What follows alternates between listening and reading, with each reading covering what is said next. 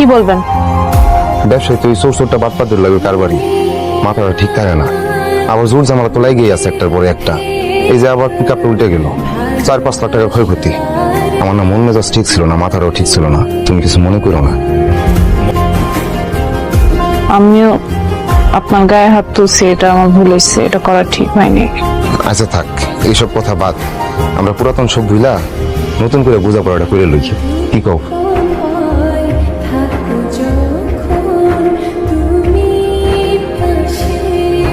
আপনার তো অনেক সমস্যা।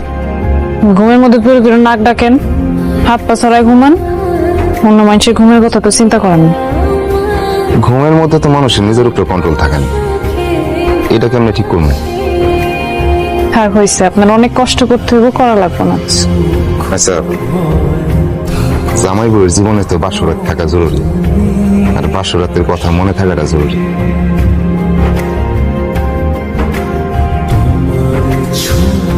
বুঝতে পারছি, আর কিছু কম লাগবে না।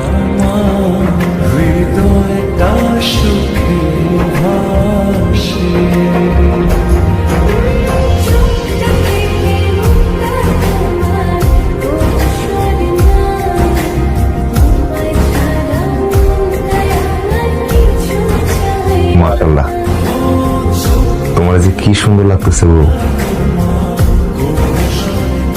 রাত হচ্ছে অনেক, তার মধ্যে আপনি বিছানার মধ্যে বসছেন, আপনার নিশ্চয়ই অনেক ঘুম আসতেছে না? না, আজকে রাতে আর ঘুমাবো না। রাত জেগে জেগে দুইজন মিলে আর গল্প করবো।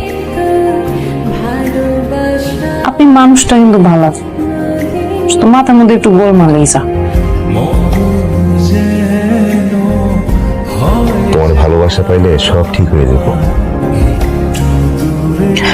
আপনি কিন্তু আমার গায়ে হাত তুলবেন না, আমার ধমক দিবেন না।